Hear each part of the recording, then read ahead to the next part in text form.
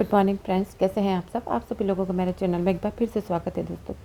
दोस्तों हम सभी एनडीएस के फॉलोवर्स हैं। हम एनडीएस को फॉलो करते हैं और हम डेली प्रतिदिन जूस पीते हैं, सलाद भी खाते हैं और जो फलों का जूस पीते हैं। तो बहुत सारी चीज़ें हम फलों का छिलका हटाते हैं, हम सलाद के छिलके हटाते हैं। जैसे हम नींबू को ग्रीन जूस पे यूज़ करते हैं तो हम नींबू का रस डाल के नींबू के छिलकों को फेंक देते हैं। पर क्या आप जानते हैं कि इन छिलकों से भी हमें बहुत ज़्यादा फ़ायदा होता है। फ्रूट से भी ज़्यादा, सब्जियों से भी ज़्यादा फ़ायदा इनके छिलकों में होता है। इनमें बहुत ज़्यादा मिनरल्स होते हैं, विटामिन्स होते हैं जो हम ऐसे ही फेंक देते हैं। तो हम इनका भी किस तरह से उपयोग कर सकते हैं, मैं आज आपको बताना चाहती हूँ। जैसे कि हम ग्रीन जूस बनाते हैं तो उसके बाद हम जो है लेमन को जूस डाल के हम फेंक देते हैं। तो लेमन और संतरे के छिलके को यदि आप जैसे नारियल के दूध में पीस कर यदि आपके चेहरे के ऊपर लगाते हैं तो आपके दाग धब्बों से इसको बहुत ज़्यादा छुटकारा मिलेगा। इसी तरीके से जैसे हम अनार का जूस बनाते हैं तो अनार के छिलके को हम फेंक देते हैं। मैंने खुद का अपना एक्सपेरिमेंट, एक बार मुझे खांसी हो गई थी तो मैंने अनार के छिलके को अपने जीभ के ऊपर रख दिया आधे घंटे के बाद में, तो मुझे इतना रिलीफ मिला और शाम तक, दूसरे दिन तक तो मेरी खांसी ही बिल्कुल गायब हो गई। तो अनार के छिलके के भी इतना ज़्यादा ज़बरदस्त रिजल्ट है।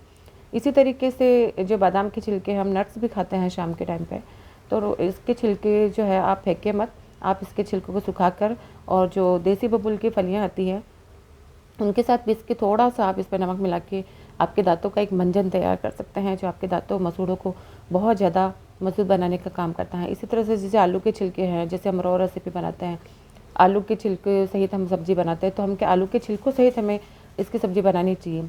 आलू के छिलके का सेवन न केवल आपके मेटाबॉलिज्म को बढ़ाता है बल्कि यह आयरन की कमी को भी पूरा करता है। यह आपको एनीमिया से भी बचाता है।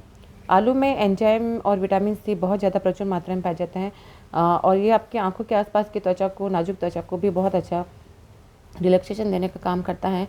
आलू के छिलके को यदि आप काट के थोड़ी देर 10 मिनट के लिए फ्रिज में रख के यदि आप आंखों के चारों तरफ यहाँ पे आप ऐसे लगाते हैं तो आपकी आंखों के नीचे जो काले घेरे हैं उनमें बहुत ज़्यादा फ़ायदा होगा। इसी से आलू के छिलके का जो सूप बना के पीते हैं तो जो भी सोरायसिस के पेशेंट होते हैं तो उनमें ये बहुत ज़्यादा फ़ायदा करता है। इस तरह जैसे पपीते के छिलके, हम पपीता भी खाते हैं एनडीएस में, तो उसके छिलकों को यदि आप फेस के ऊपर रगड़ेंगे तो आपके जो रिंकल्स होते हैं वो उनमें बहुत ज़्यादा फ़ायदा होता है और आपकी जो खुश्की होती है चेहरे की वो भी गायब हो जाती है। इस तरह लौकी के छिलकों का जूस बनाकर पीने से यदि आप पीते हैं तो आपके पेट की जितनी भी बीमारियां हैं वो सारी ख़त्म हो जाएगी। इस तरह तरबूज के छिलके होते हैं, जो मोटे मोटे छिलके निकलते हैं, तो तरबूज के छिलके क्या करता है, जिन भी लोगों के हथेली और तलवों में जलन होती है तो आप उस जगह पर यदि आप इसके छिलकों को रगड़ते हैं तो आपके जलन बहुत ज़्यादा शांत हो जाएगी। इसी तरह से आप इसके छिलकों का जो है आप रायता बना सकते हैं नारियल के दूध में, किसी भी दूध में।